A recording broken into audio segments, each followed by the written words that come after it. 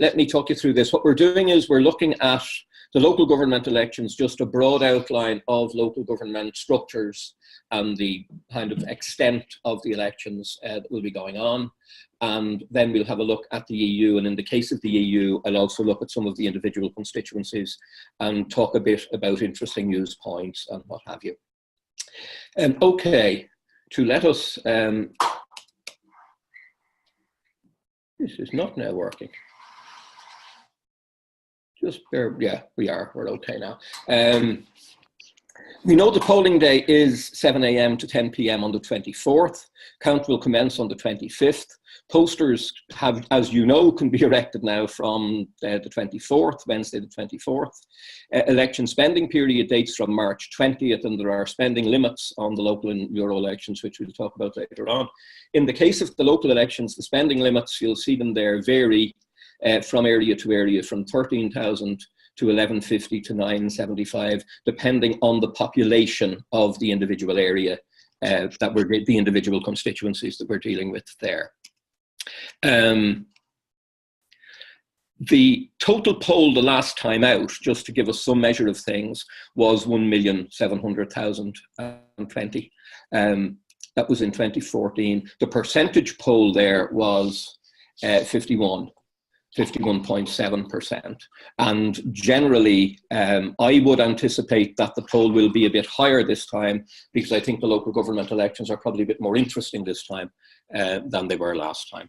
And also the European elections. There should be some particular interest in the European elections just because of the sheer scale of candidates. As we'll see, there's fairly vast numbers of candidates contesting those major constituencies at this stage.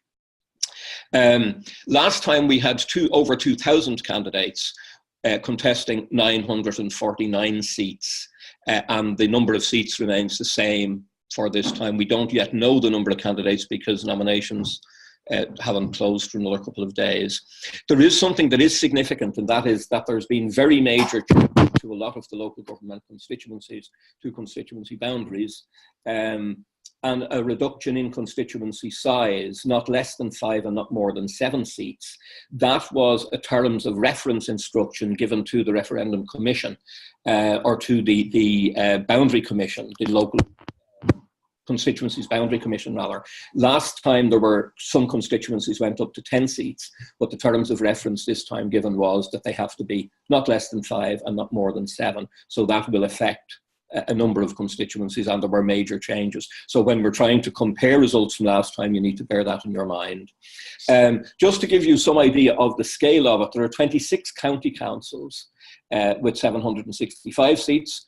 There's county and city councils in Limerick and Waterford with 72 seats. That's where city and county is combined. There are city councils with 112 seats, and that's Dublin, Cork, and Galway. And that totals to your 949 seats. So obviously, in a session like this, we can't get into looking at the kind of local constituencies in any great detail, but it's just to give you some sense of the scope of the contest. It's 31 county and city council areas, 25 counties plus Fingal, South Dublin and Leary Rathdown, and then Tipperary North and South merged before the last elections, and then you have 3 city councils, Cork, Dublin and Galway. In Limerick and Waterford, the county and city councils merged before 2014, and previously the structure of borough councils and town councils, town commissions, all of those were abolished prior to 2014, and they are now instituting a new kind of layer of very local government called public participation networks, and each county council will be establishing them as we go on from these elections. Just to give you a quick example of constituency structure from a couple of places, if we just take Dublin City Council, for example, you'll see there that it's divided up into 11 constituencies with 6, 6, 7, 6, 5, 7 on the north side, and then 5, 6, 5, 5, 5, totaling the 63 members that comprise Dublin City Council. When you're looking at results, the important thing to remember there is that not so much the individual constituency results, which have a particular local interest and may have if you're doing local coverage, but the most interesting and important thing is how the control of the councils emerge at the end of that election. So in other words, we'll still be in the old system of electing a Lord Mayor, and therefore you have horse trading between parties. Last time out in Dublin, it was an agreement between Independents and Sinn Féin that they had the majority and that they therefore would rotate who became mayor across the years in terms of that. In the case of Limerick City and County, again, just to give you a measure of how it's constituted, there are 3 kind of what we call metropolitan districts, and then Limerick County, and that totals to 40 members on Limerick City and County Council. Okay, just briefly on the nomination process. Candidates can nominate themselves or be proposed by an elector in the area. Non-party candidates require 15 electors, or they can pay a nominal fee of €100 to be nominated. Many of those who run as non-party candidates are disgruntled party members and have failed to get nominations. And that's important when we see a lot of independents and non-party people cropping up as others in results, that very often they're not genuine independents, we might say, but they are people who have had a disagreement with the party and are therefore, running as independent candidates because they have failed to get a nomination from their party. Eligibility to vote in local elections is interesting in that you don't have to be a citizen, and you can vote irrespective of your nationality once you're registered and normally over 18 years of age and normally resident in the local area concerned. And as you probably know, there's been a fairly significant effort in some areas now to encourage new Irish people, non-nationals, immigrants coming in to take part in these elections and to become involved at local government level. And indeed, it's pleasing to see that a number of candidates around the country are people in that category who want to represent new Irish people who have come into the country. So that's quite an interesting development and something to watch in terms of the election results as well as to how that might pan out. Moving on to the Europeans, and these are more significant. Ireland had 11 seats in the outgoing European Parliament. Now, in the aftermath of Brexit, Ireland is meant to gain 2 seats, but they will only be taken up when and after Britain leaves the European Union. And what happens there is that the people will be elected, but they'll be kind of held in suspended animation, if you will, until the decisions are made around what Britain are doing. Dublin will therefore elect 4 MEPs rather than 3, and Ireland South will elect 5 rather than 4. Just a quick look at the 3 European constituencies. Dublin was 3 seats, now 4. The Dublin constituency boundaries remain unchanged, which is helpful when we're looking at analysis of Dublin. There are 19 candidates nominated in the Dublin constituency, so obviously transfers are going to be very, very important, and it's going to be a long and I suspect fairly arduous count to get through that many candidates and to see how it pans out. The only outgoing MEP running in Dublin, interestingly enough, is Lynn Boylan of Sinn Féin. The other 2, Brian Hayes of Fine Gael and Nessa Childers, both decided that they were retiring from the European Parliament at these elections. So in a 4-seat contest, we have but 1 sitting MEP. What I'm doing in the case of these is I'm just throwing up, and this kind of comes with a bit of a health warning, I'm throwing up some points of interest that may be interesting discussion points as the campaign goes on, but I'm conscious that it's still early and a lot happens in the course of a month or so of a campaign. The former SDLP leader, Mark Durkan, is running for Fine Gael with Francis Fitzgerald. Interestingly, Mark decided to run for them before we realised that there would be a European election in the north, and that may, the idea was that he'd be a Northern Irish voice in the European Parliament if Brexit had happened. But now that Brexit hasn't happened, we will have MEPs elected in Northern Ireland as well. Barry Andrews of Fianna Fáil is their sole candidate in Dublin. It is a running sore for Fianna Fáil since the last election that they had but 1 MEP elected the last time, and that was in the south. if Fianna Fáil are to make the kind of comeback that they would be hoping they can make in terms of Micheál Martin's leadership of the party and the rest of it, they need, I think, to win in a 4-seat constituency, 1 seat in Dublin. So that'll be an important talking point for us to watch as the vote goes on. The emergence of interesting independents, President Higgins' daughter, Alice Mary, is running as an independent and also has the backing of independent Senator Lynn Ruane. And then Claire Daly is running as an independent for Change, the Socialist Party TD. Now, again, interesting to watch what happens in terms of vote divisions. Will Claire Daly, for instance, take some votes from Lynn Boylan of Sinn Féin? How will that pan out? What impact will Alice Mary Higgins' intervention in the election have on the possibilities for Alex White of the Labour Party? Again, Kieran Cuffe running for the Greens. Eamon Ryan came very close to getting elected last time out in 2014. He was just pipped at the post by Nessa Childers for the seat. Now, the discussion point is whether, with a bit of the momentum that there is around the climate change issue and the rest of it, whether that can benefit Kieran Cuffe in terms of these elections, but that will all come down to transfers. Other candidates worth a mention, Gemma O'Doherty, rather colourful person who sought a presidential nomination and failed to get it, is running as an independent candidate. Herman Kelly is also a name worth watching in that he's part of the Irish exit movement and is a very close associate, I understand, of Nigel Farage.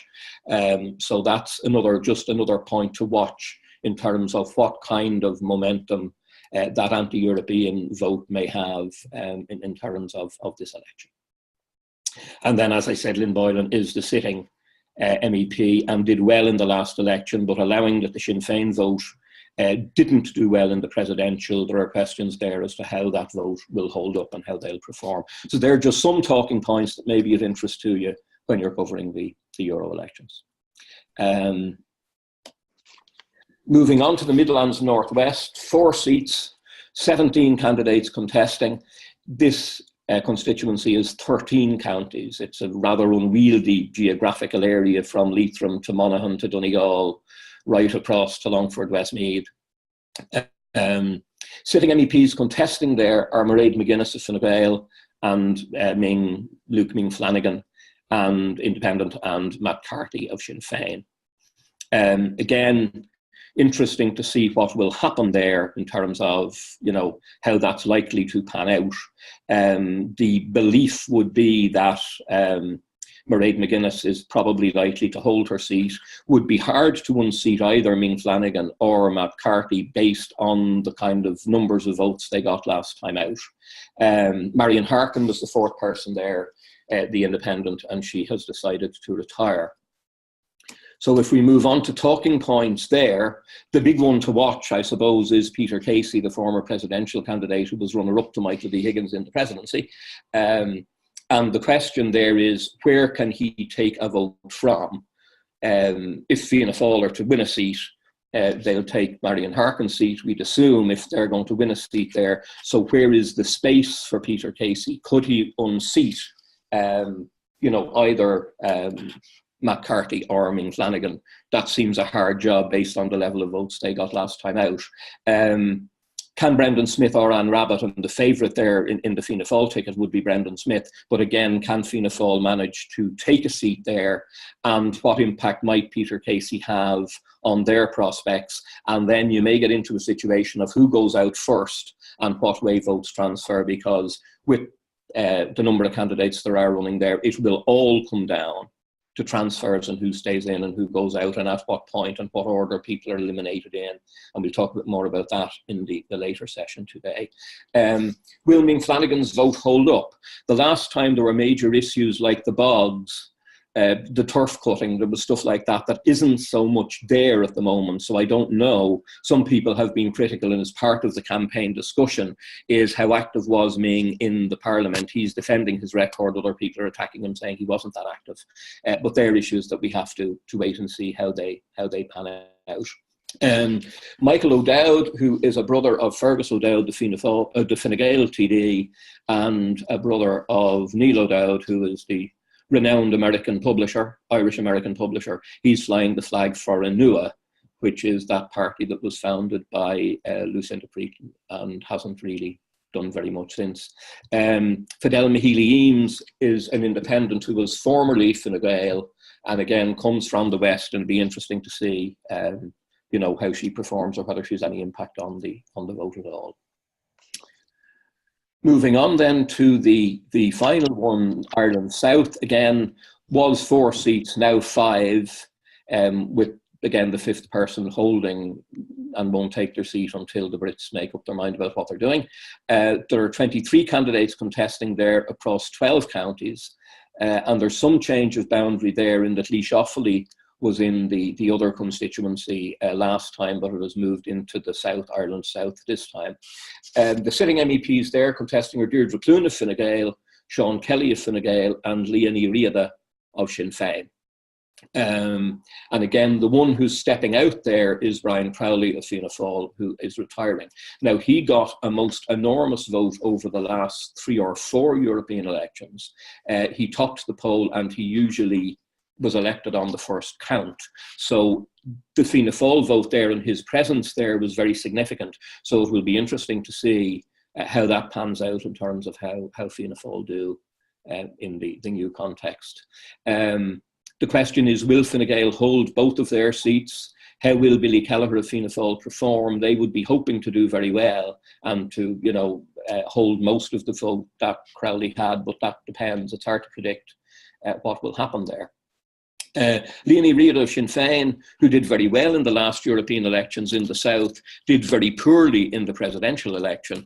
And the question is, you know, how will that vote hold up, or will her poor performance in the presidential election have any impact on her performance in Ireland South and the Europeans? The other one to watch there is Mick Wallace, the TD from Wexford, running as an independent for change candidate and seeing what impact he may have. And again, even where people may not be in the shake for a seat, how many votes they get and where their votes transfer to in the context of this big a field will really be the critical thing to watch. The other one there who is kind of significant, has a significant media profile, is Sheila Newan, who was a former General Secretary of the Irish National Teachers Organisation, and she's running for the Labour Party, and again would be well known and would have a reasonably high profile as a leading trade unionist and somebody who was on the Executive of Congress and all of that. So that's just another one to watch as a talking point there. And finally then, Senator Grace O'Sullivan is in the ring there for the Green Party, and interesting to see how they will do. Will there be additional momentum behind them because of all the discussion around climate change? Okay, finally then, just talking about the European Parliament, spending limits for candidates in the European Parliament is 230,000, but very significantly, candidates who reach 1/4 of the quota during the count before they're eliminated may be reimbursed to the tune of €38,092. Now that becomes very significant, and we'll talk about that in the session about analysing counts. It becomes very significant in terms of the returning officer having to watch the quarter of the quota, because people are entitled to their €38,000 if they get a quarter of the quota before elimination. Just to give you a quick, and you'll have copies of these, just a quick look at the figures from the last European elections, and you can see there that Fianna Fáil and Fine Gael were fairly tightly matched in percentage terms. Sinn Féin did well on 19%. The Labour Party had a very poor election, and other than others, independents, there was no one else really featuring above kind of 2% there in the last Euros. Again, in the last general election, just to give you a comparable look at figures, you had, again, Fine Gael on 25, Fianna Fáil on 24, Sinn Féin on 13, nearly 14, Labour down on 6, and nothing else very significant there in terms of numbers of votes. And others, again, significant on 16.5 in the general election. The final slide there is just a number of references. The Elections Ireland website, Adrian Kavanagh's website, And may I point that one up and put a bit of emphasis on it, because he delivers really good stuff, and he puts up lists of candidates. He has lists of candidates for all of the local election constituencies and stuff, and it's a very good source of information. The Dublin City County Returning Officer has quite a bit of information up. Again, the European Parliament information website is good. I gave you a reference to the Boundary Commission website. The other thing, just to say to you in passing, is that on the RTE site now, they have given all of the European candidates a minute to put up a video, a campaign video, just outlining what they stand for and stuff. And that could be helpful to us in terms of not knowing about the some of the independent candidates, you know, not knowing much about them, because some of them are relatively unheard of. So that's probably very useful. We would hope that'll be very useful in terms of just getting a handle on some of the independents. And that's being done for all of the constituencies on the RTE website. And there's a dedicated website, mayors.gov.ie, which is being set up to provide people with information around that. The question on the ballot paper is, do you approve of the proposal by government to have legislation enacted providing for the mayors for the people of Cork, Waterford, Limerick City and County to directly elect a mayor with executive powers? Now, if that plebiscite is passed, the Minister for Housing will bring a report to the Dáil within 2 years where the proposal will be debated. And it seems very unlikely that any votes will take place about directly elected mayors until after about 2022. And in the case of Dublin, where they're still trying to sort that out, probably even later than that. The powers of directly elected mayors, they have considerably more powers than the current mayor elected each year in the present system. It's proposed that they will hold office for 5 years and serve a maximum of 2 terms, possibility of a maximum of 2 terms. They'll be responsible for a lot of executive functions currently held by city managers and chief executives. And certainly if you talk to elected councillors, there has for long been a frustration that the wishes of the elected representatives are often disregarded by city and county managers and chief executives, and people do feel that the elected members will have more power in the new system.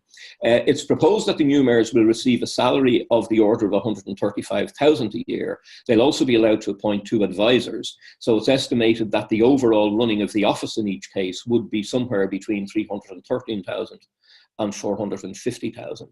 And I think that probably will be an issue in the campaign around whether or not people want to accept the proposal.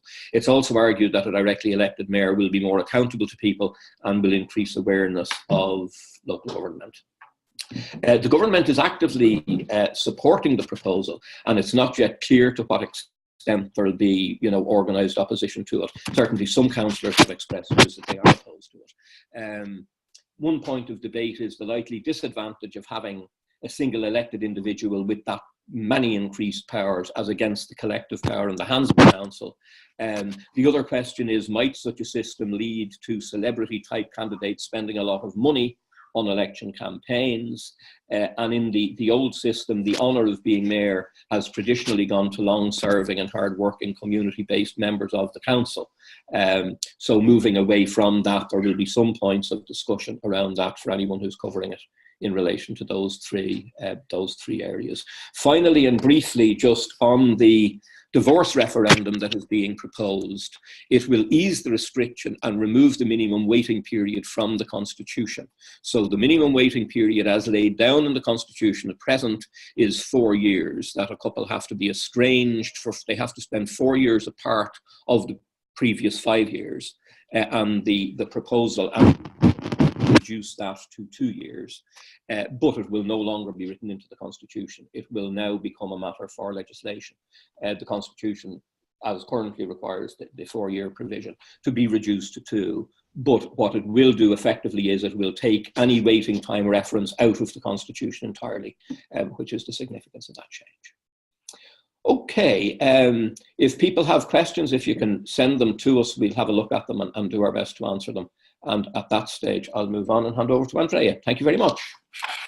That's the date of our elections. The relevant codes and guidelines. You will or should all be familiar, I'm sure you are, with the with the BAI code on fairness, objectivity and impartiality. In news and current affairs. Let's call them just for short the Fairness Code. That is a code that applies all the time. There are additional guidelines emerging from the code at times of referendums and general, presidential, Seanad, local and European elections. All of these codes and guidelines you can find on the BAI website. You'll see a little tab at the top saying codes and standards, and then you go into that tab and it'll give you all the various codes, standards, guidelines that are operated by the BAI.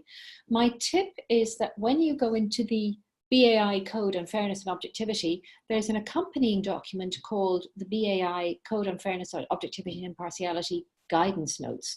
The Guidance Notes is a consolidated document setting out not only the code, but also guidance notes provided by the BAI on how to apply the code. And that consolidated document is the one that you want.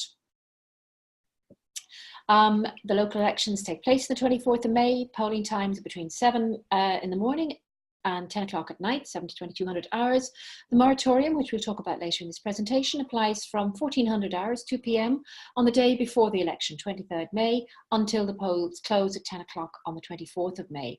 The guidelines came into effect on the 24th of April. Now, just to understand the regulatory framework we're operating in, the legislative background for these codes and guidelines is to be found in the Broadcasting Act of 2009. The Broadcasting Act of 2009 was a consolidating act.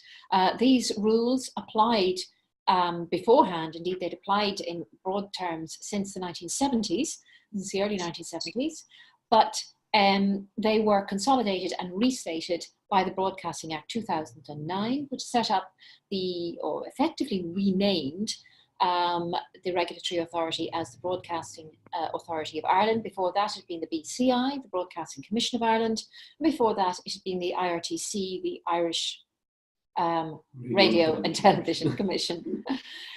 Section 39 of the 2009 Act states that there must be, well, actually, I've compacted it slightly here. It states that news must be objective and impartial, and it states that current affairs coverage shall be fair, objective, and impartial. You can have an unfolding news story. You've simply got to be objective and impartial in how you cover it. However, if you get into any kind of discussion or debate beyond straight reportage, then you need to be, or reportage, you need to be looking at the whole question of fairness, and broadly speaking, that's balancing coverage. But as we'll see, we're not talking necessarily about 50-50 balance, but broadly speaking, fairness in the way you cover a current affairs story. That there must be no expression of the broadcaster's own views. Now, the BAI has clarified that the broadcaster's own views are the views of the owners, effectively, and proprietors of the stations. However, there is an obligation of impartiality, and that obligation of impartiality extends to presenters on air. If particle political broadcasts are covered, which I doubt any of your stations will be covering or carrying, there must be strict allocation of equal time to each party political broadcast. And this is very important. The Act states that fairness may be achieved across one or more related programmes if it's impracticable to achieve that fairness in a single programme. This is very, very important, because what it means is that you can achieve your overall fairness in referendum coverage and election coverage over a series or strand of related programs. And I imagine that most of you are working on daily news and current affairs programs. So long as you use the whole strand of coverage to achieve that fairness, that can be justifiable. However, this does not mean that you should be playing catch up all the time and saying, oh God, we'll be unfair today, but we'll balance it up tomorrow. It really should be part of a plan of achieving fairness across your overall coverage, to say, yes, all this week we're going to be talking to a selection of candidates or people running for the local authorities. And so you can show that it's planned. And I'll be talking further about planning in a couple of minutes. Excuse me. Section 42 of the 2009 Act goes further, and it says that the BAI is obliged to prepare broadcasting codes, of which the Fairness Code is one, Broadcasters are obliged to comply with those codes, and the current Fairness Code became effective on 1st of July 2013. In addition, the BAI is entitled to issue guidelines on how Section 39 should be applied, how to achieve fairness and objectivity across and impartiality across news and current affairs coverage. And that guidance applies to broadcasters established within the Republic of Ireland. This is important to understand, that these codes and guidelines apply to Irish broadcasters established and operating from within the Republic of Ireland. The BAI encourages, but has no powers to compel, any overseas broadcaster that may be broadcasting a service into or from into Ireland. They're not obliged to comply, but the BAI does ask them to do so if at all possible. Coverage. The guidelines for where the referendum guidelines and the election guidelines are very, very similar in many respects. So where they're similar, I won't point out that it applies to both, but where they're different, I will point out where it applies only to, for example, referendum coverage. So both sets of guidelines require that broadcasters give comprehensive coverage to referendum and election campaigns. Now, what does this mean? First, it's got to be as comprehensive as possible, but it does need to take into account the resources available to you as a station, your target audience, and the type of programming you usually provide. So, for example, if you're a music station that doesn't focus particularly on news and current affairs, that would be taken into account in assessing what is comprehensive coverage from the standpoint of your particular station. So those factors are taken into account: the resources available to you, your target audience, and the type of programming you usually provide. Now, it's very important and it's required by the guidelines that as early as possible in the campaign, you prepare a statement of, you consider internally and prepare a statement of how your station is going to go about achieving fairness, objectivity, and impartiality in its broadcast coverage. And I call this a coverage statement. Does it need to be written? Yes, it does. Do you need to be, it's a statement that's to set out mechanisms to be used by the station for achieving, it's going to move something here.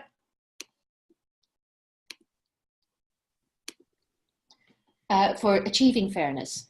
The mechanisms must be open, transparent, and fair. They must be available to all interested parties. And if called upon by the BAI on foot of a complaint to defend or justify how you covered the election or the referendum or one particular aspect of the referendum or the election, you need to justify and defend your coverage by reference to that statement. So it's important that you do that now. Now, Teresa, as we say this, I realise I promised to send out a sample statement and I haven't done so yet. I will do so after this session. If you could send it to the people who we met with face-to-face last week and with the people who are participating in today's session, that would be great. Thanks very much. Because I have provided a template one not approved by the BAI, totally voluntary, but it just might help you start out on the preparation of a statement for both your referendum coverage and your election coverage.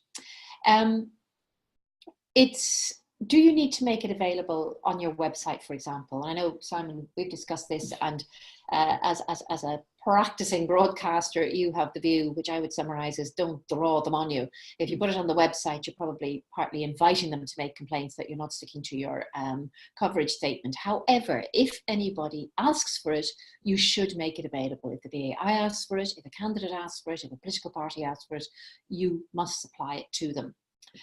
The guidelines do recognise that broadcasters are responsible for their own editorial approach. There's a wide latitude given to you as broadcasters to decide how you're going to achieve fairness and how you're going to, and to what extent you're going to cover the election and the referendum campaigns. However, it's very important you have this statement and that you can justify and defend your coverage by reference to that statement.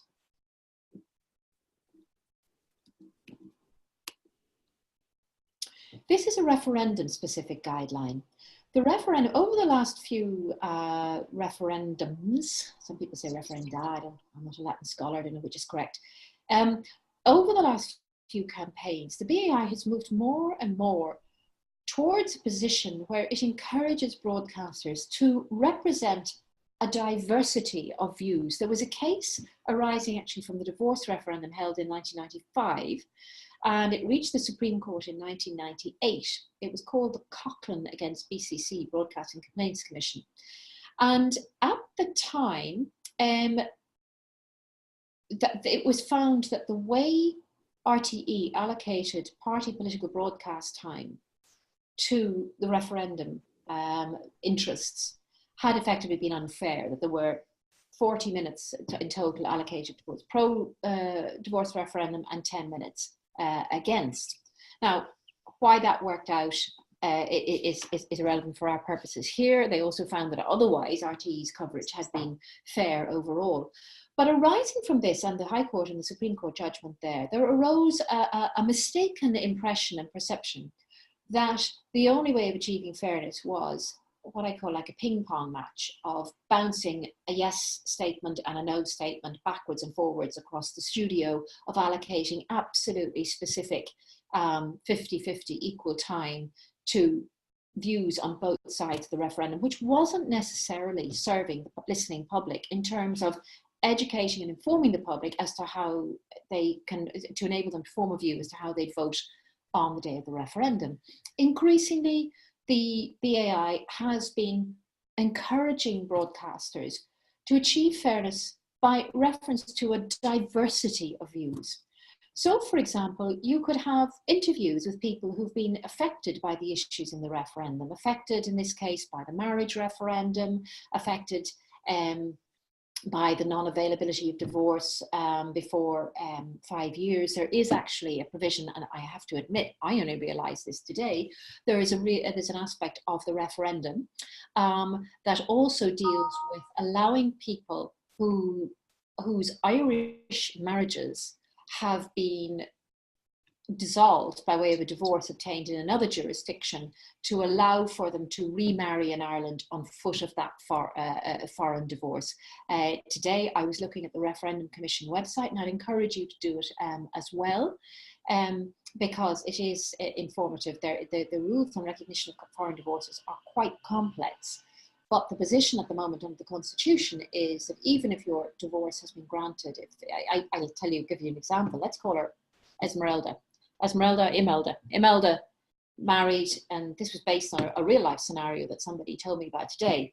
Let's call her Imelda, married in the 1970s. She married Rodriguez, who came from Mexico. They married in Ireland. Not long thereafter, they separated. Rodriguez obtained a divorce in Mexico. He then remarried a lady, let's call her Marie-Claude, in France, and they now live in France. Now, they're all getting into their late 70s, early 80s now. And the question is, Imelda is still married to Rodriguez under Irish law, and he is now married to Marie-Claude and has been for many, many years under French law. But if Rodriguez or Imelda die, who's going to inherit the other's estate? Will there be a row between the spouses or not? Now, there are rules for recognition of foreign divorces for succession points, but if Imelda, in her early 80s, decided that she wanted to remarry, she couldn't remarry under Irish law at the moment. So there is another aspect that not many people are, it's just come into public attention today, and you might want to look that up as well. Anyway, let's go back to where we were talking about diversity of views. So that's quite complex, what I've just explained, and it took me a bit of sitting down and using my fingers and toes to work out exactly what the second part of the referendum meant. That means that there is a lot that could be said for getting a family lawyer in to explain about the recognition of foreign divorces and the current constitutional position, and the current constitutional position about people who've been married in Ireland wanting to remarry in Ireland when their divorce was obtained in another jurisdiction. You can have people who are talking about their experience of needing to wait 4 out of 5 years of separation before they can remarry. Some have gone on and formed other families in that period of time. That is about presenting a diversity of views. You can have views from theologians, philosophers, lawyers, personal experience, psychologists. There's all of this, maybe child psychology or educational experts about the effects of divorce, etc., so that you get a wide range of views on the topic. If, however, anybody is telling their own human interest story, you need to be very, very careful to tease out with them beforehand whether they are part of a campaign group and they're telling their story, not merely to tell their story, but also to advocate for a particular outcome in the referendum. It does mean that you need to be very, very careful. That there have been BAI Compliance Committee decisions on this, one in particular involving the Ray Darcy show on RTE, when a couple who had gone abroad to get a termination because of a fetal abnormality on part of the baby the wife was carrying, and they gave their story, and there was no problem them giving their story, but it was not announced to the listeners that they were also part of a campaign group campaigning for medically necessary termination rights. So that's what's meant by a diversity of views, and feel free to choose to represent a diversity of views without feeling that you absolutely must, for every yes, you must find a no argument. It's not such a binary position as that. A wide range of views can be presented on the topic, and that equally, that's obtaining fairness just as much as the old ping pong, possibly more than the old, what I call ping pong approach. By way of expansion on that idea, the referendum guidelines say that there's no obligation to automatically balance in an oppositional manner, which I've rather crudely described as the ping pong manner, but I hope you'll understand what I mean. Similarly, that a 50-50 allocation of airtime is not necessarily the appropriate measurement of fair coverage. You should keep tabs on time, because if there's a massively disproportionate allocation of airtime to one view and not to the other, that could be unfair. So in some situations, for example, if you give a range of people in studio, say, right, I'm going to give each of you candidates 5 minutes to present a view on the referendum issue, then you must be absolutely strict about that 5 minutes if it touches on the referendum. You want to go for the widest possible range of views to enable the public to make an informed decision on the referendum issue, and your approach must be equitable and transparent. Back to the coverage statement. In the referendum guidelines, you will see a repeated reference to referenda interests. Now, this is a very broadly described group of interests, parties, people. And there's a description in a footnote on of page 6 of the guidelines. It states that referenda interests include, but is not limited to, political parties, elected representatives, the government, organisations established specifically for the purposes. Let's wait and see. Farmers can't afford. I think somebody's broadcast was broke in momentarily there. I was saying, oh my God, who's going to give me a lecture? What farmers think of the referendum?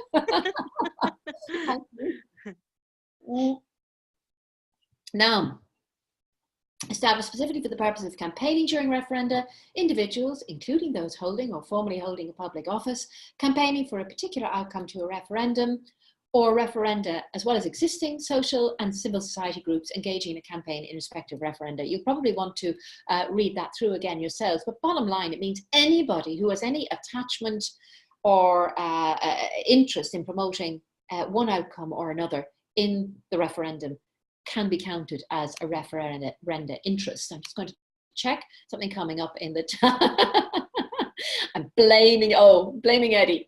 Thanks, Eddie.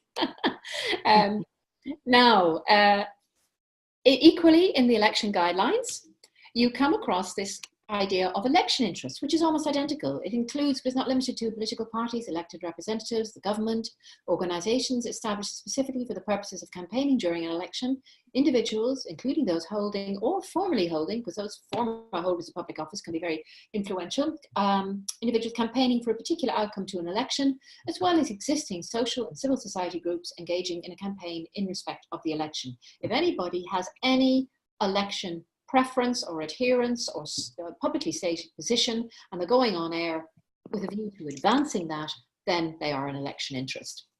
Now, the guidelines also set out, and this applies to referendum and election guidelines, how, in broad terms, a station can go about achieving fairness. I think the guidelines seek to point out that, look, we're acknowledging that there are a number of different ways of doing this. It can be in your selection of contributors, the allocation of airtime to those contributors, the scope of any debate on air, the structure of the programme. For example, is it a panel discussion, a one-on-one interview presenter with the interviewee, head-to-head discussion that's sort of refereed by the presenter. How the audience is made up, that's probably more likely in a TV context. How the presenter handles the topic. I think this is important to understand that the presenter can, of course, play the role of the devil's advocate, particularly if it's a one-to-one interview. The presenter needs to remain impartial, but if there is a presenter is not being impartial if they're interviewing one person who has a particular position and they adopt the opposite position for the purposes of teasing out the interviewee's position on the referendum or the election. That is not compromising or undermining the impartiality of the presenter. And we'll talk a little bit more about presenters in a few minutes. The emphasis needs to be on the issues rather than on a strict allocation of airtime between referendum interests. There's no automatic obligation to balance out each contribution with an opposing view, back to the ping pong table. But the common sense plays a major role in this. There needs to be an equitable and transparent approach to all interests, whether referendum or election interests.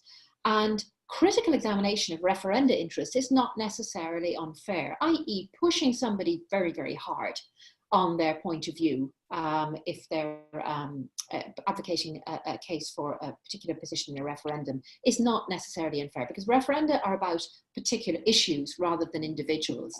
Something else you need to bear in mind, and this applies perhaps to local election candidates more than any other type of election interest, and that is that a lot of them may be new to public life or maybe inexperienced in terms of going on the radio.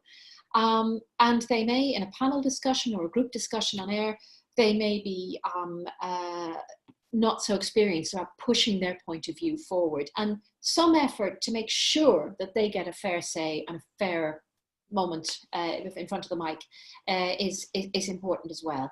And also grilling them really, really hard and reducing them to a pulp, if it's somebody who's not very experienced, may not be fair.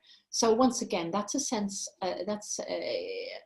common sense being applied to those situations. If you've got your local TD or somebody who's been a TD or even a minister who's now running in a local election, they can take it in the neck a lot of the time.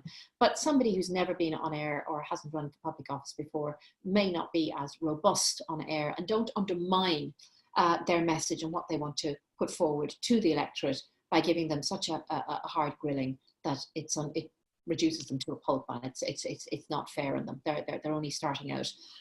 Yeah, that's kind of nice. That's ethical, but it also can have a bearing on fairness and unfairness.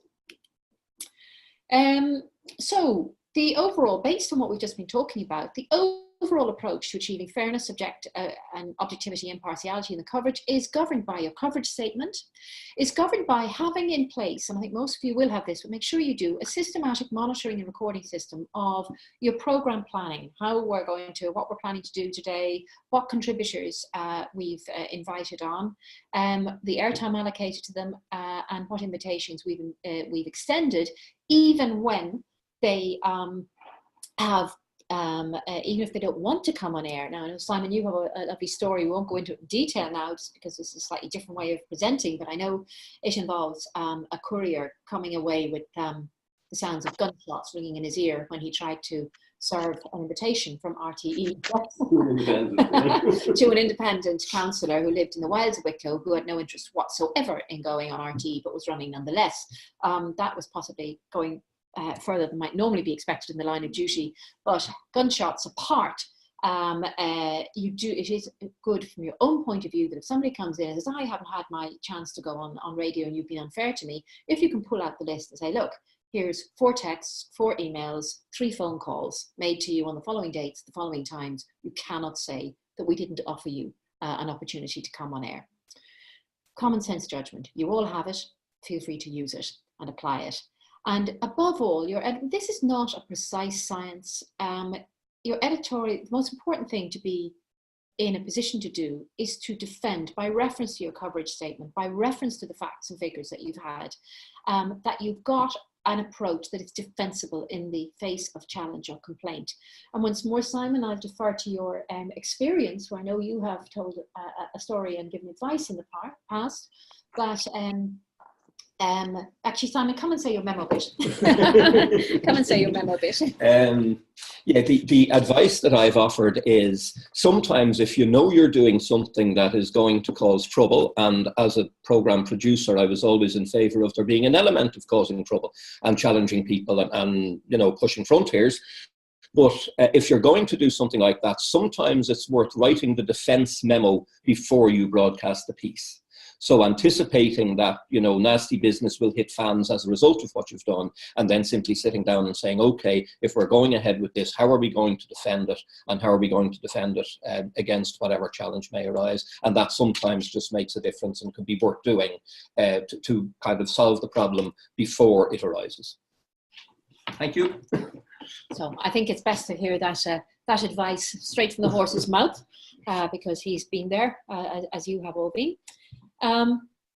Now, in terms of your mechanisms, just we'll scoot through this very, very quickly, just to make sure you have a clear station protocol, which sets in place a station approach to achieving fairness and how individual programs feed into this. Important to bear in mind that even if you have a chat program, a light entertainment program of some kind, and then you start talking about the election or the referendum, even in jest or even incidentally, suddenly, bing, the magic referendum election fairy has waved their wand over that program, and it has become a current affairs program. And the code, the guidelines kick in automatically. So just be careful about saying, oh, well, we don't have to, you can't say, oh, we don't have to worry about this in the rest of our output, except our designated current affairs output, because if there's any discussion of the election or the referendum, any aspect of your output becomes referendum or election coverage for the purposes of the code and the guidelines.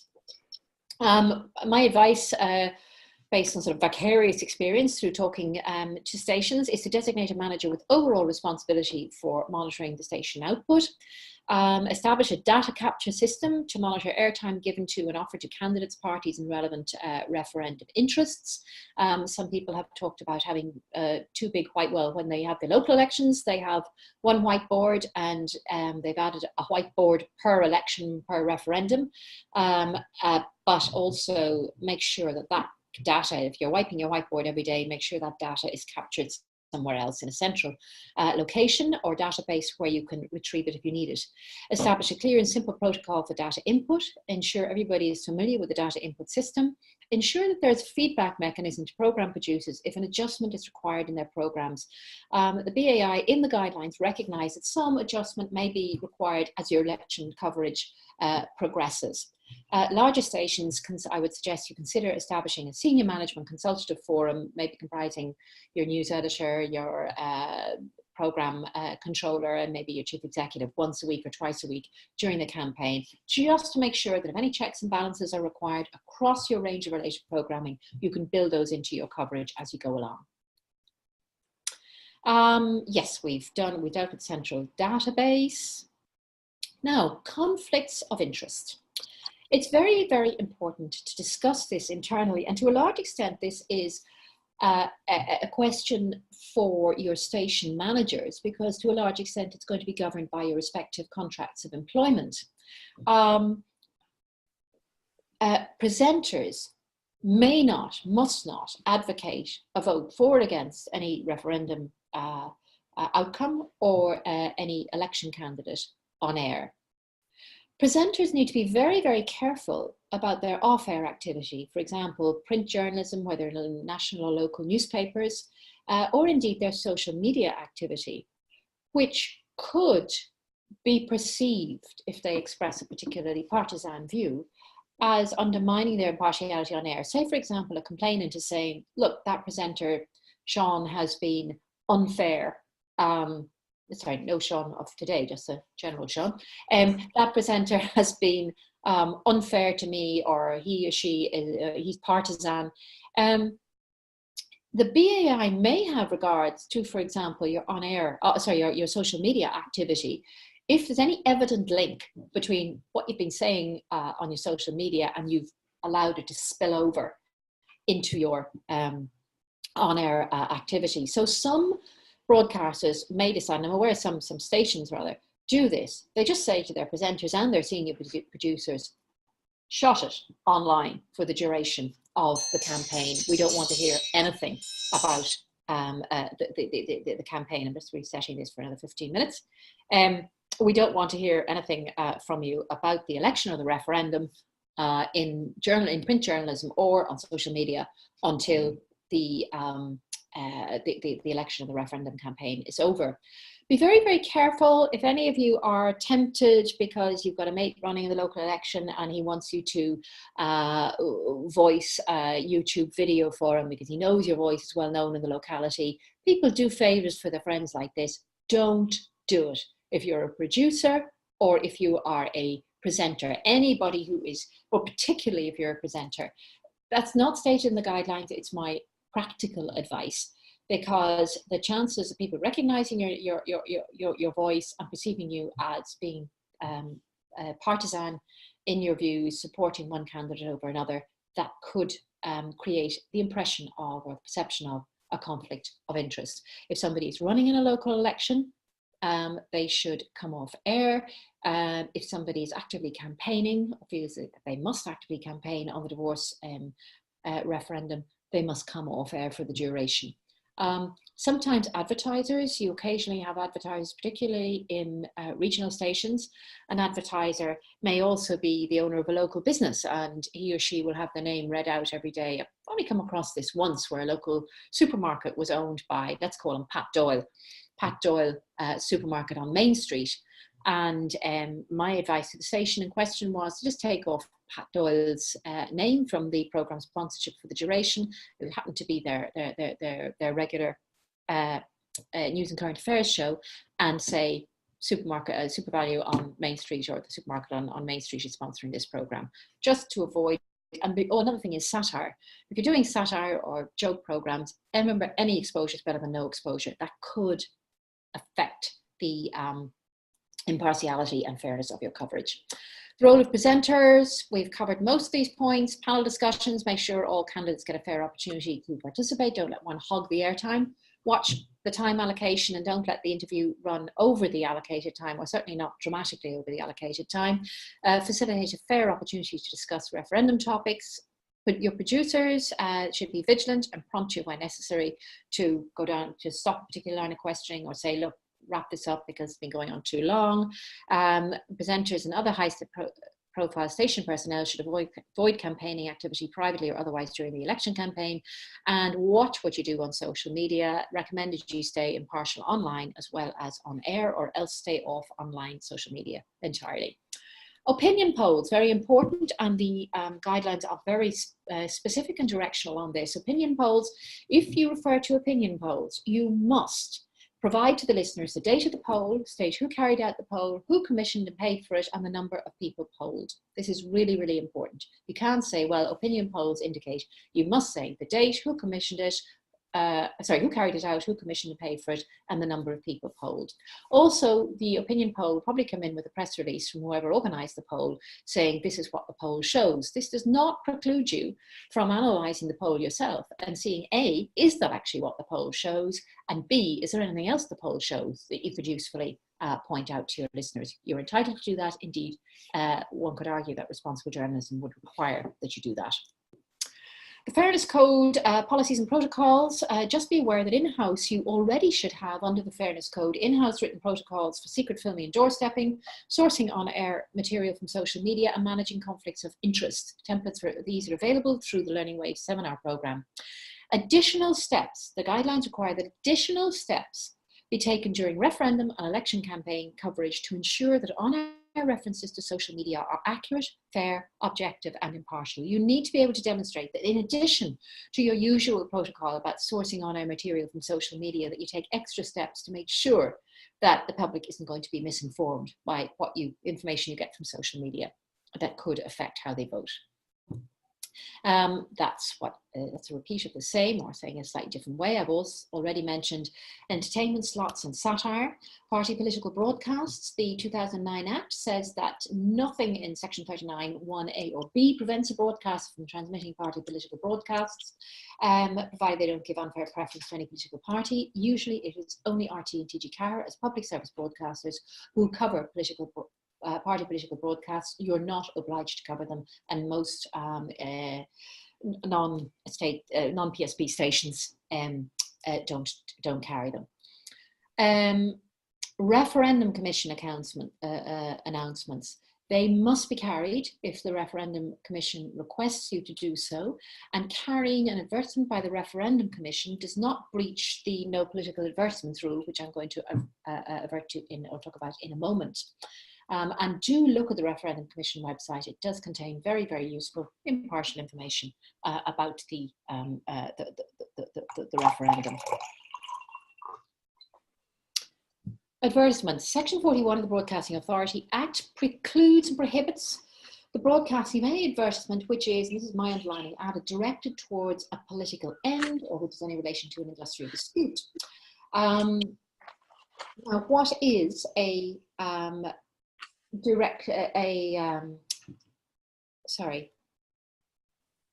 advertisement directed towards a political end? In this regard, the guidelines say that you must consider, if advertising copy is submitted, the content, the context, and the aims and objectives of the advertiser.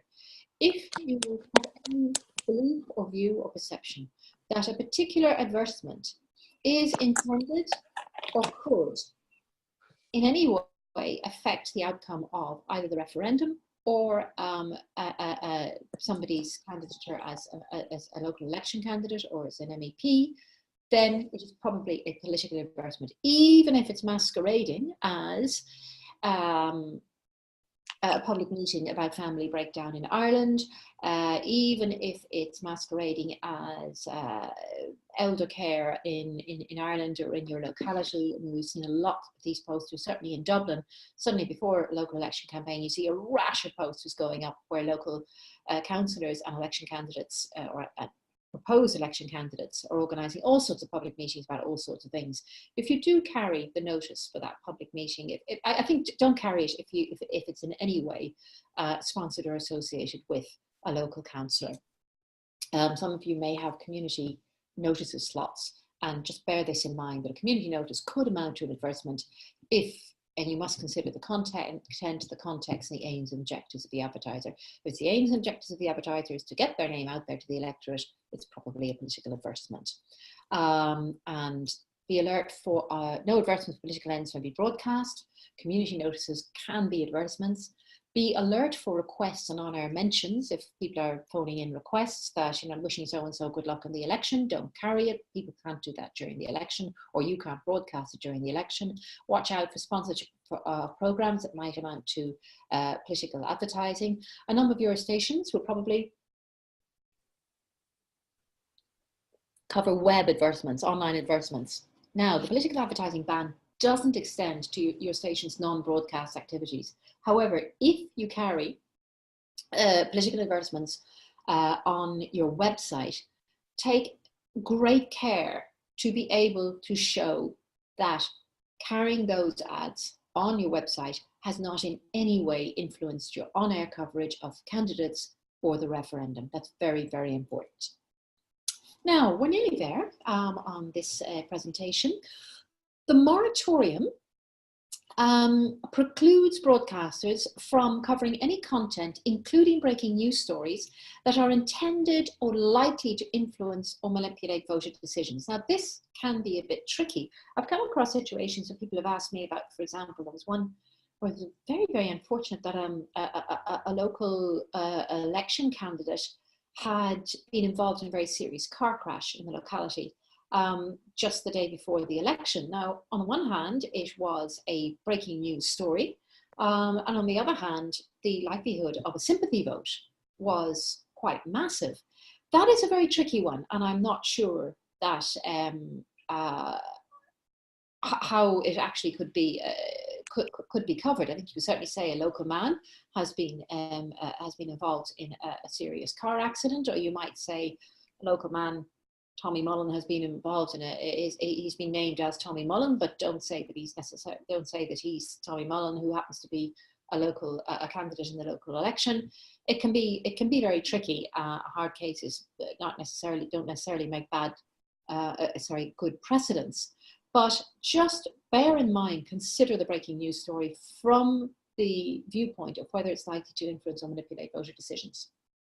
The moratorium applies to contributor comments or opinions, and it affects all programming, including newspaper reviews. You need to remember that your colleagues and counterparts in the print media, and indeed online, they aren't affected by the moratorium. So while you are functioning in an election/moratorium-free bubble from 2 o'clock on the 23rd of May, the rest of the world isn't.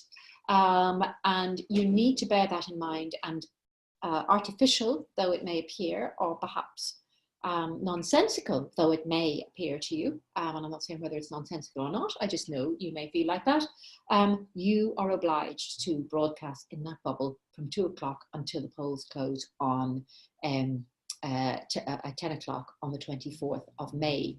You need to be particularly careful about the last section on that new slide I've just put up there. Beware late night repeats of morning programs overnight on the night prior to the polls opening. Edit them or else replace them with moratorium safe programming. I think most of you probably have an overnight repeat of your daily news and current affairs coverage that will go out probably between 1 and 2 o'clock in the morning, or midnight and 2 in the morning on the 24th of May. Get in touch with whoever is responsible for your web and make sure that slot is replaced with some moratorium safe. Is a bubble as well. That's important to understand. Exit polls, you may, oh, by the way, you are entitled to cover factual news coverage on the day about, for example, turnout, local party leader voting at casting his or her vote at their local polling station. That's just whether the weather is good or bad, or how it might affect the turnout. Well, I would say keep to factual rather than speculating what the turnout or might be. That might even be regarded as affecting the outcome.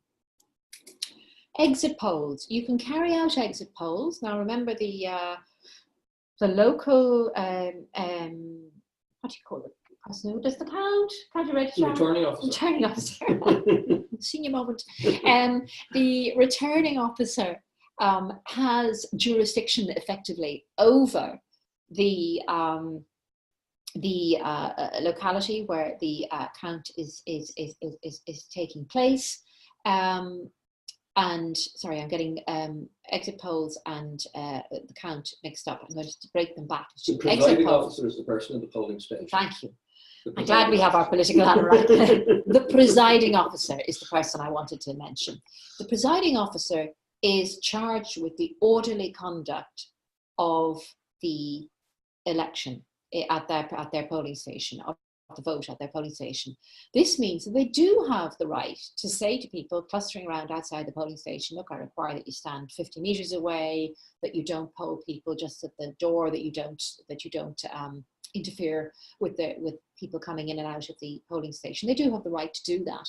However, you are entitled to take exit polls, but you must not broadcast the result of those exit polls until after the closing of the polling booths at 10 o'clock on the night of the 24th of May. And similarly, while we're talking about it, me having finally got the terminology straight in my head, the returning officer is equally charged with the orderly conduct of the count, and if the returning officer perceives that any activity going on in or around the count centre is disrupting the count, then they do have the authority to take such steps as they see fit for managing that. What happens if to monitor your compliance with the code and the guidelines? Well, a complaint can be made to the broadcaster by a listener. The compliance committee of the BAI a complaint can be made by a listener to you. If they're not happy with the outcome, they can make a complaint to the compliance committee of the BAI. It's highly unusual unless you did something really awful. I think the word is egregious, which I had to look up the first time I heard it, and really outrageous in terms of violating your obligations. The Compliance Committee could conduct their own investigation, but that's highly, highly unlikely. I think they've only done it twice ever since 2009. There is a right of reply mechanism whereby somebody says you've asserted something wrong about them that affects their honour or reputation, that they can avail of a right to reply. Usually, if anything affects somebody's honour or reputation, they're going to go flying to their lawyer to bring a defamation case rather than go to the BAI to seek a right of reply. So what I'd like to say about complaints is that each of your stations has, and it should be on your website, a complaints mechanism. No matter how off the wall or nuts a complainant may appear to be sure, and I'm not saying they're all off the wall or nuts, but I know in practical terms, you do have your local friendly nutcases sometimes who call into you. Whoever it is, you need to keep a note of the complaint. If you can't resolve it yourself, keep a note of the complaint, keep a note of how you managed it, what your response to it was. Don't just put down the phone. You must be able to show a paper trail for how you dealt with the complaint. And if you can't resolve it on the phone and make a note that the matter has been resolved, you can refer the individual to the complaints mechanism on your website. That's all I have to say.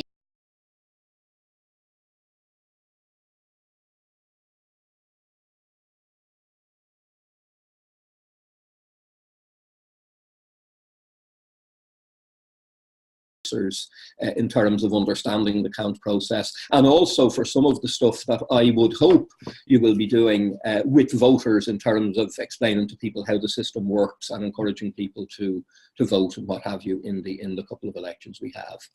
Okay, the ballot paper, and you'll see it illustrated there, carries the photographs, the mugshots of the candidates now with the names of the party if they're affiliated to the party on the ballot paper, and you mark it as we will see in order of your preference. The candidates' names appear in alphabetical order. The party affiliation beside each name if a registered political party, and to be a registered party you have to register with the Registrar of Political Parties at Leinster House. When a ballot paper is handed over, it's perforated by stamping by the presiding officer. Now, we never regarded that as particularly important until a couple of elections ago when there was a very tight contest, and what effectively happened was that some papers had not been perforated, they were handed over without being properly stamped, and they were ruled to be invalid votes. So the business of them stamping the paper as they hand it over is to make sure that you got the paper in that polling station and that it's been authorised. So that has become more important than we thought it was as a result of that. Now, the paper bears the instruction: write 1 beside the name of the candidate of your first choice, 2 beside the name of the second choice, and so on. The marked ballot paper is an instruction to the returning officer where the voter wants his or her single vote to go. One of the great confusions in PRS-TV is that some people think a second preference vote is, you know, worth less than a first preference vote, that a 10th preference vote is a 10th of a vote, and people get their heads into all sorts of nonsense. It's not. The ballot paper is a map of a journey. And what you are doing is you're instructing the returning officer where you want your single vote to go. You want it to go to number 1, and if number 1 doesn't use it, it moves to number 2, number 3, and so forth. And getting that clear is important just in terms of understanding how the process works. The other thing to say about returning officers is that they are very legally bound by what they can do. They can do nothing in the context of a count that will disadvantage a candidate in terms of their possibility of being elected, or indeed of their possibility, very important in the European count, of getting a quarter of the quota, which gives them back their, whatever we said it was this morning, 38 grand. So that's important. The choice is then for the voter between candidates within party tickets, and Fianna Fáil and Fine Gael in a number of cases are running multi-candidates in both local and European elections. So within the party ticket you can decide if you want to vote for a party, you can decide which of the candidates you vote for. Within geographical areas, on constituency service, on personal service, I want somebody who's good in the constituency, I want to vote for somebody because they've done me a favour, all of that kind of thing. Particularly important, probably more important in the context of local elections than European elections.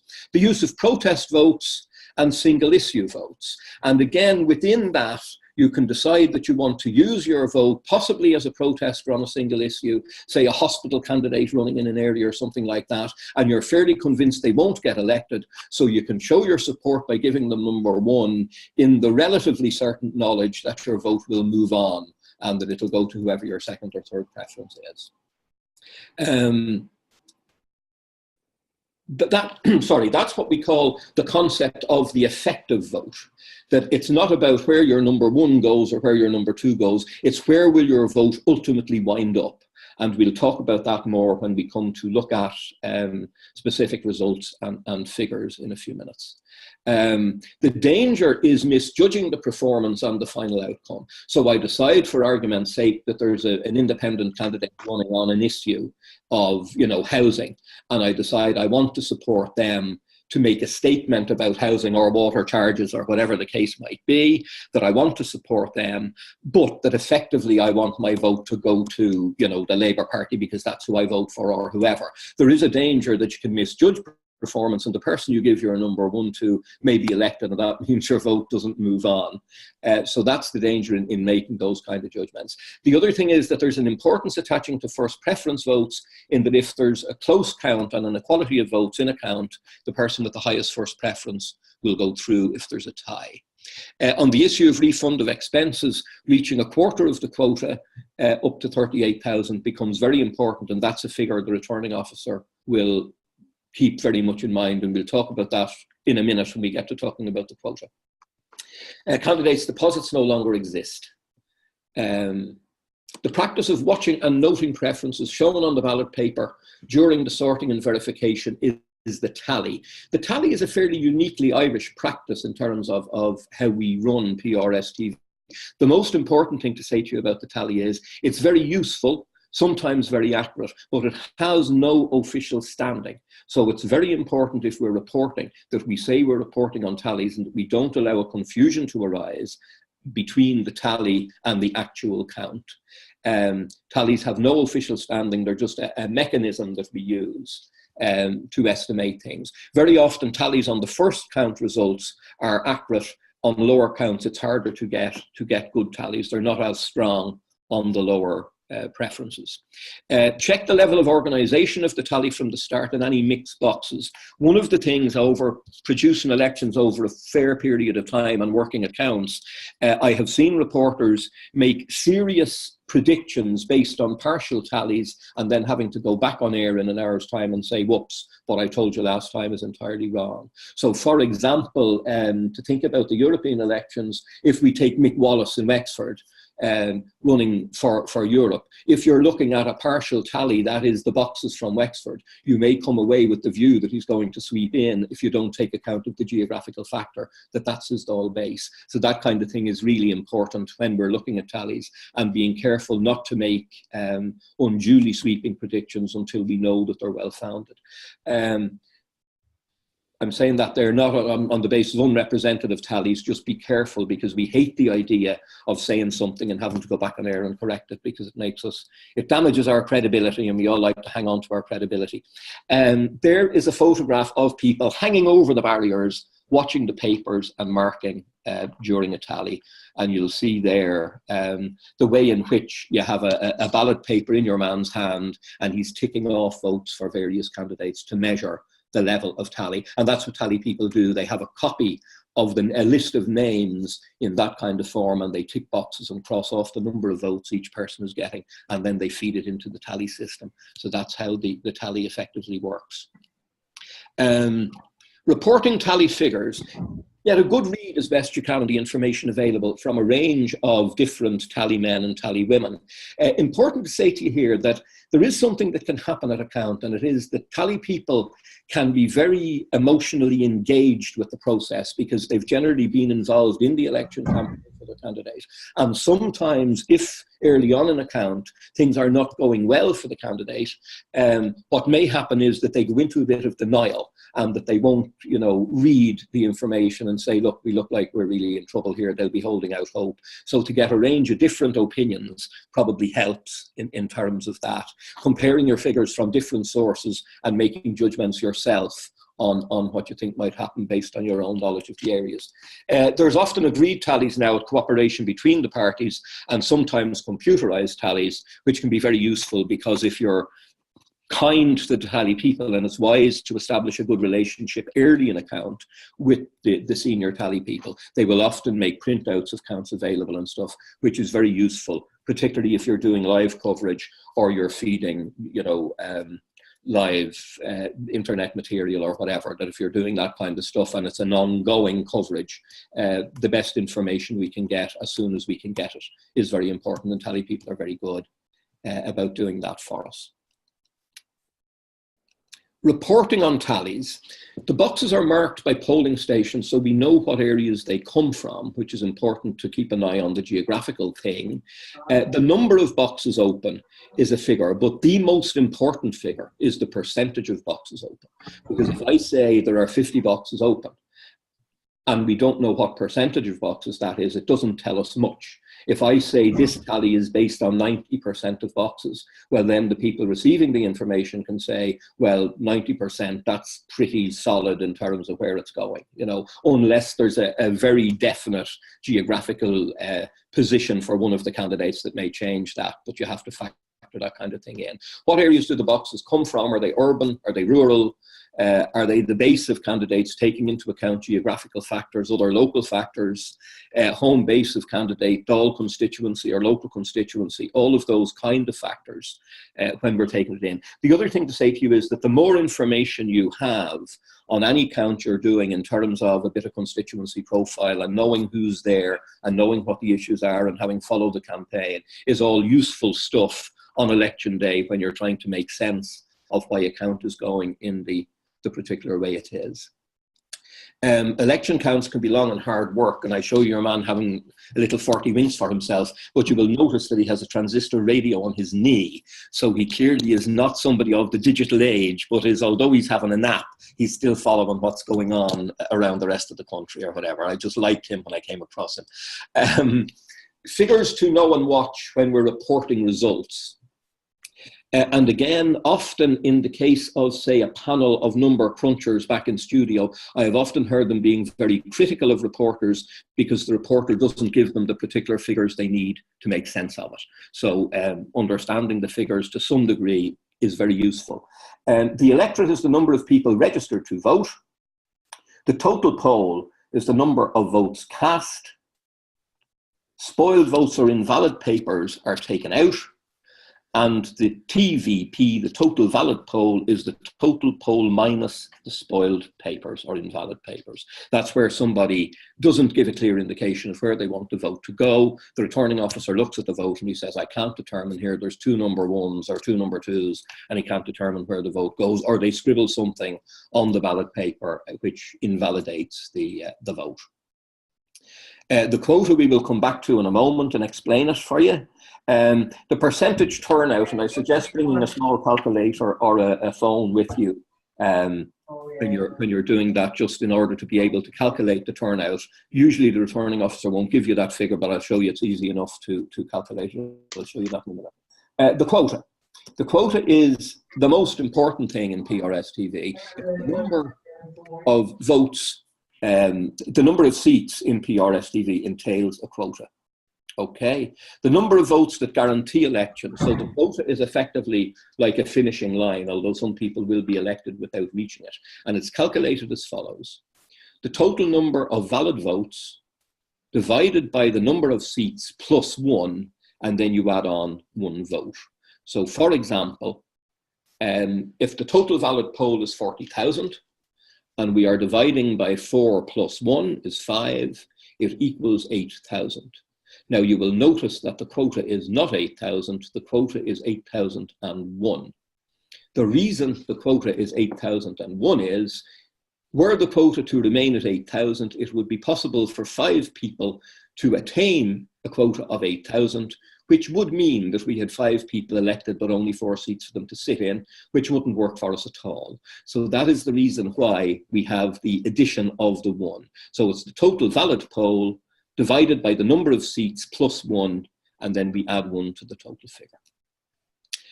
In the case of, and I hope you have the Galway West 2002 count in front of you, because we'll be referring to it. The reason I went back for such an old count was that I needed a count that had about 10 different features to illustrate things, and I was trying to get one count to cover them all. So that's why I referred back to what is a rather old count for that purpose. You will see there that the total valid poll was 49,000. Could I interrupt just Sure. for a moment? Yep. Does everybody have the Galway West 2002 figure? You sent them out, Teresa, yes? Hello? Hello? Anybody there? Anybody out there? Hello? Hello? Hi. Did everybody get this Galway West 2002 figures sheet? I don't think I did. Oh, Okay. that's... We're going to... Teresa, did you get a chance to send them out, or would you get a chance to send them out now? Yeah, sure. Yeah. Yeah, because it will be difficult for people to follow without that.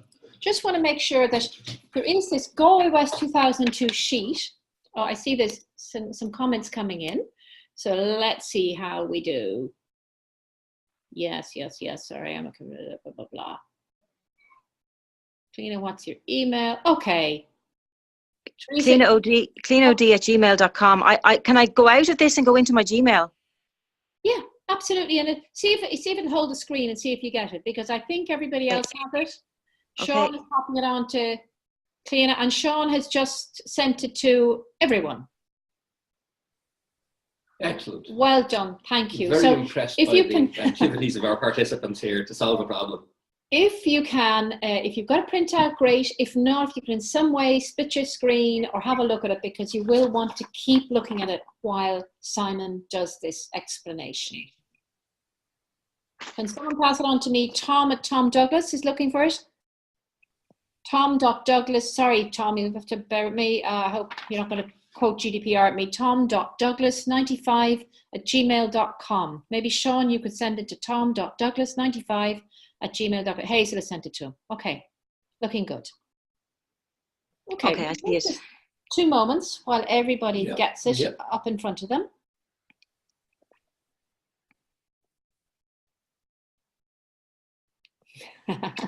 Good on you, Sean. Thank you. Okay.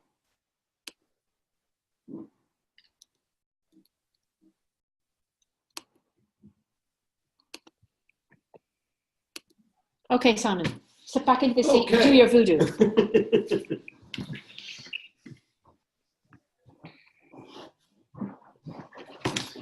Okay. So you will see there that in to the sheet we're talking about, the total valid poll was 49,466. Divided by 6, it to be a 5-seat constituency, and that gave us 8244 plus 1 is 8245, and the figure at the top of your sheet there, the quota, should be 8245. Okay, so that is the quota that we need to apply for people becoming elected, right? Now, just again to give you how you calculate that turnout figure if you need to, it's the total poll expressed as a percentage of the electorate. So the electorate there was 82,000. The total poll was 50,146. You multiply the total poll by 100 and you divide it by the electorate, which is why I said you should have a calculator. I wouldn't fancy trying to do that in my head, but it does give us a turnout of 61%. So that's how you calculate the turnout if you need to, is the total poll multiplied by 100 divided by the electorate, and that gives us a percentage turnout. And in general, using percentages, I advise to round them up to the nearest percent, because sometimes percentage points like 60.99 confuse people. Better off to round it up to 61. It just makes it a bit easier for people to understand that. Reporting results, the facts to state, the name of the constituency and the number of seats, any new information, development, boundary revisions. And the other thing is very important to say to you about this, when you're doing account, reporting or producing on account, think news. What is the news stories coming out of this? Is there a news story? Do we have somebody here doing better than we thought they do? Do we have somebody not doing as well as we thought they do? And think news headlines, because if you're doing brief reports, you can get significant information in. It looks like somebody's in danger of losing a seat. It looks like somebody we didn't think would win a seat is winning it. It looks like a particular party's vote has collapsed. All of that kind of thing, but it can make it more interesting for yourselves and for the listeners if you think news and try and pull kind of headlines out of the masses of information that will be knocking around your head at the count. Who held seats, retirement, predictions of winners and losers, names of elected candidates, if any, the number of seats still to be filled, the reason for this count, McCormick Fine Gael elected, surplus being distributed, whatever it is, and the reason for the next count, be it an elimination or whatever. Okay. Eliminating candidates. This is just the basics of the system. The candidate with the smallest number of votes will be eliminated. So again, if we refer to our sheet here, you will notice that we will, for the moment, for these purposes, please ignore Eamon O'Keefe's surplus, which is count 2, because we will come back to that and talk about distribution of surplus in a moment. But if we just proceed, you will see that the returning officer did what we call a multi-elimination on Manning and Nolte at the bottom, because one of them had 97, the other had 77, and their combined vote wouldn't bring anybody near Fidelma Healy-Eames. So for that reason, he could do a multiple elimination and take the two of them out and distribute their votes as one count together rather than doing them as separate counts. He then proceeded on to eliminate Fidelma Healy-Eames. Now, interestingly, he couldn't even think about a multiple elimination there, because the number of votes she had, which was 1,300, over 1,340, is much more than the difference between the existing candidates. So he would have to keep that in his mind. The other figure that he has to keep in his mind, and you might just notice, is the quarter of the quota. And if you divide the quota by 4, you will get a figure of 2,061. Now, the returning officer has to keep that in his mind, because if it's possible for anyone to reach that figure before they go out, he has to allow for that, because that is what they need to get back their election expenses. And in the case of Europe, as we said, that's quite a lot of money. The votes are then distributed on the basis of second or next preference. So he looks at the number 2s for Nolte and for Manning. If, say, he will simply follow for as long as, if somebody has, voted there, he will follow down the preferences until he gets an effective vote. Okay. And the votes then are distributed on the basis of second or next available preference. So if you think about the ballot paper being a map of the journey, the returning officer is following the journey by just looking at the numbers on the ballot paper. When a second preference for a candidate who has already been elected or eliminated, he goes down and he takes the next available preference, and he keeps proceeding in that manner. The option of multiple eliminations is only used if it won't affect the final outcome or disadvantage any of the other existing candidates. The systematic reduction of the quota as the constituency size increases by number of seats is what we talk about in terms of proportionality. So in the case of a 5-seat constituency, 5 plus 1 is 6. The quota will be 1/6 plus 1 vote of the total valid poll, as we saw. The greater the number of seats in a constituency, the better the proportionality. So to some degree, the reduction in seats in the local elections back to, from some constituencies having 9 or 10 back to 5, 6 and 7 will have an effect on that. Just to give you some figures that may be useful, the quota as a percentage of the total valid poll in terms of numbers of seats, and you'll see there in a 5-seater, it comes to 16.7. In a 4-seater, it's 20%. Obviously, in a 2-seater, as in a presidential election, it's 50% plus 1. But the reason I'm giving you those figures is that it can be useful if you're looking at, say, opinion poll data or stuff like that in the run-up to the election, to be able to say, what are we looking at here? We're looking at a 5-seater, so the quota is 16%. So it gives us a notion, even though some people will be elected without having reached the quota, as we'll see in a minute. Candidates who exceed the quota at any stage in the count process are deemed elected automatically.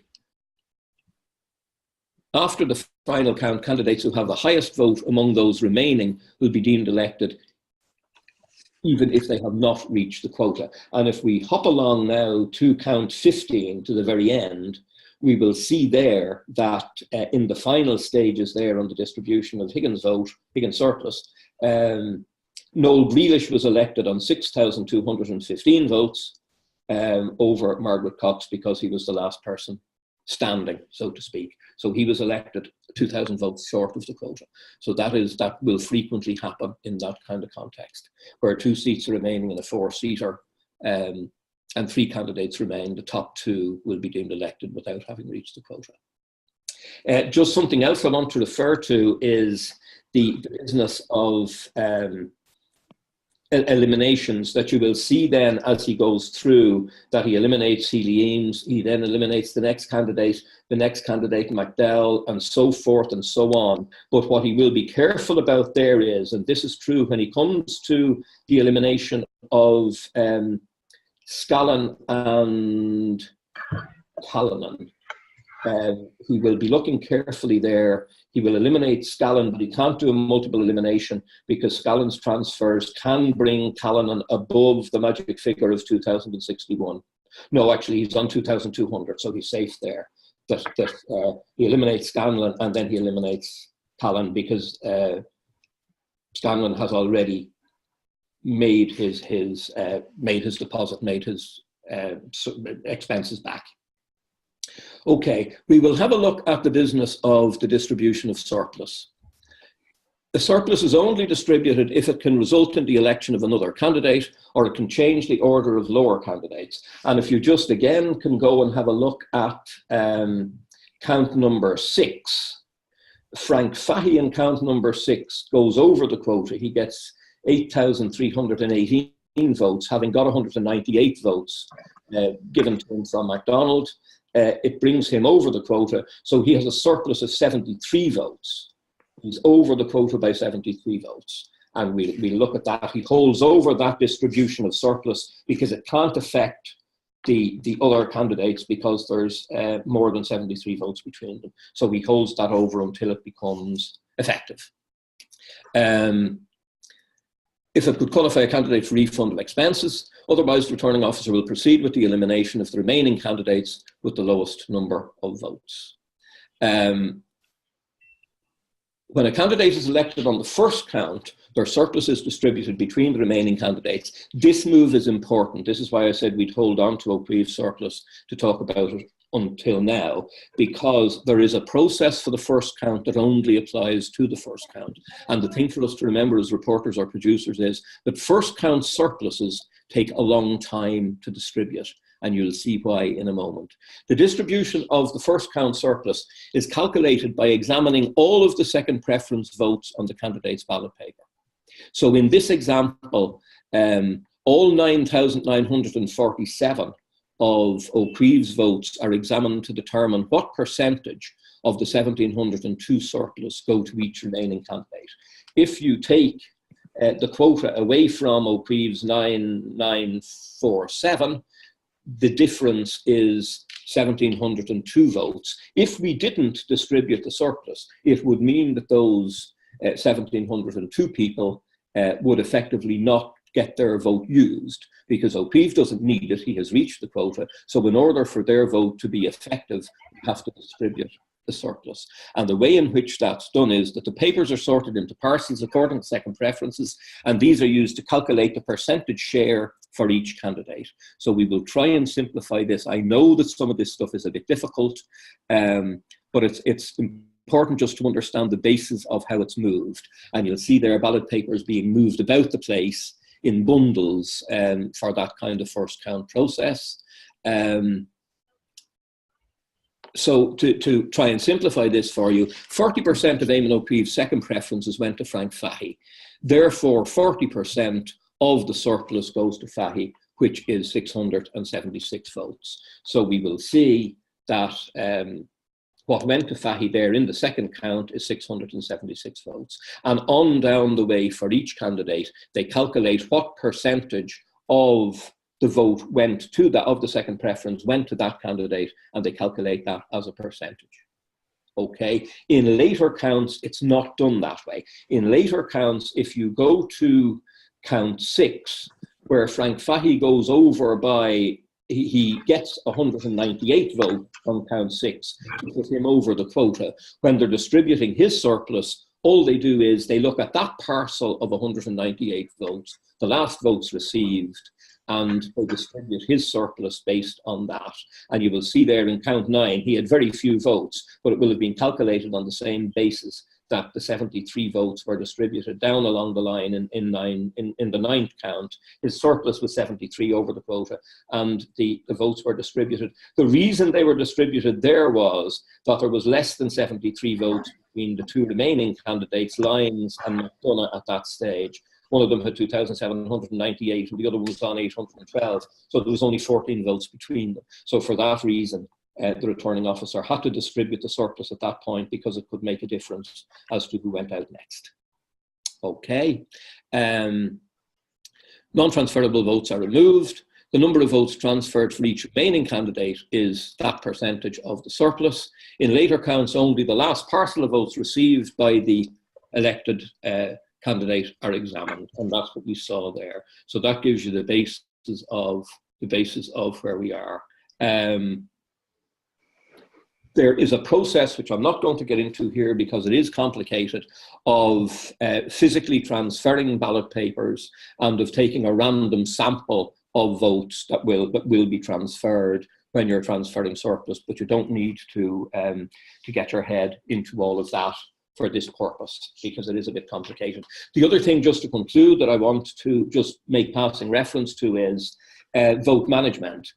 It's an important strategy and always difficult to implement. The business of having single and multi-candidate approaches in vote management, where you're splitting up constituencies, particularly significant in the context of European constituencies, where you have, say, 2 Fine Gael candidates and you're carving up a 13 county area between the 2 of them, and there'll usually be more competition within parties than there is between parties when it comes to trying to do that kind of thing, to run candidates from different areas. And giving each candidate an area of the constituency to concentrate on. The other one in vote management is sometimes asking supporters to vote for the lesser known candidate. So if you have 2 candidates and you're trying to divide up votes between them, getting people to vote for the lesser known candidate is one of the ways of doing that. Somebody who was an organisation that was particularly good at that kind of vote management was Bertie Ahern's Fianna Fáil organisation in its heyday, where they managed significantly to do vote management. But Bertie normally got, 2 quotas, and the way they motivated people to continue to campaign for him was that they divided the area up into wards, and there were ward bosses in geographical areas, and the competition really was to see which ward boss would maximise the vote for Bertie. It was a very clever way of motivating people in an election where you knew he was going to get well more than a quota, usually. The other one that can come into play is countering the alphabetic advantage, that if you have 2 candidates, Mr. Young and Mr. Abbott, that you suggest that people vote for Mr. Young rather than Mr. Abbott, because that counters that business of people going in and simply marking down the ballot paper, from the top to the bottom. So that's another measure of that. I'm going to leave it there, and I will be very happy to take whatever questions you may have. I know some of this stuff is difficult. You don't so much have to worry about the processes in it as just understanding broadly how it works. The other piece of advice I will give you is that I have on numerous occasions heard people at count saying, this returning officer has gone mad, I don't understand what he's doing. If we don't understand what the returning officer is doing, it's not that he's gone mad, because he's absolutely bound by law in what he can and can't do. And if he tries to do anything that disadvantages a candidate, what will happen is they'll seek judicial review on it, and he'll be in bother. The other thing to say to you, and Andrea mentioned it earlier on, the power of the returning officer in respect of a count.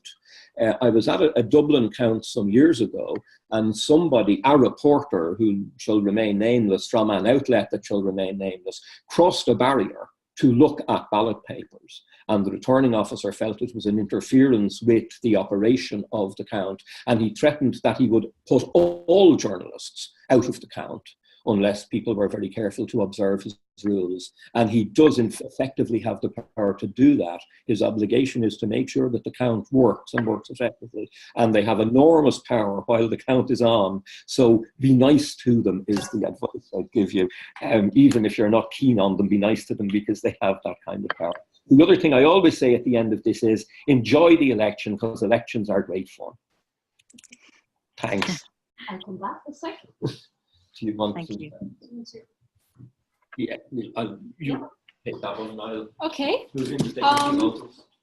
Now I'm going to close down, Andrea again, Yeah. hope you can see me. I'm going to close down that. I can see myself, and I'm going to put the camera to myself and to Simon. Now, firstly, I want to mention the mayoral elections. I know Simon spoke about these. These are merely, dare we talk, after the debacle of earlier this year in Westminster about indicative votes. But they're just indicative votes to get a view on whether people would be interested in electing mayors and whether we think it's a good idea.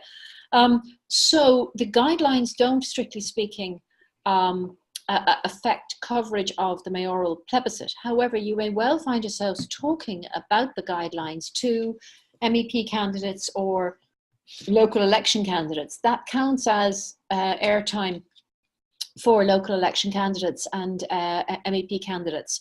So a system of, and indeed in terms of, if you're asking any of them about referendum coverage, it counts as referendum coverage or election coverage if there's on-air time given to those local election candidates. So you may need to log that time, even though it's not strictly speaking discussing an electoral interest or a referendum interest. It's exposure for on-air exposure for an election interest or a referendum interest, but if it's in the context of a referendum discussion. It's less likely to arise in the context of a referendum discussion. So just bear that in mind. I know that the BAI's view is likely to be that that should be logged as on-air time for the candidate in the context of local election coverage, even if they're talking about something that doesn't relate directly to the elections, being the mayoral plebiscite vote. Now we have. We can see very clearly the chat section. Does anybody have any questions that they'd like to raise of either or both Simon and myself before we all head off into the white blue yonder? There was one equation, I think it was total poll by 100 over electorate. I could be wrong. I was wondering what that was. That is simply calculating the turnout. The total valid poll multiplied by 100 divided by the electorate gives you the percentage turnout. Okay, thank you. Just to clarify a minor point, it won't make a wild deal of difference, but it is the total poll rather than the total valid poll, because even people who spoiled their votes have turned out and have put a ballot paper into the box. So for that reason, we count all votes in the box when calculating the percentage turnout, because the spoiled votes are included in the turnout. Does that make sense? Yes, so total poll, including the spoiled votes. Yes, yeah. Okay, the total great. poll, including the spoiled votes, is what you calculate when you're doing that. It's just to give you the turnout if you want to be able to quote percentage turnout, because often the returning officer doesn't give you that figure at an early stage. Great, thank you. Okay, you're welcome. Thank you.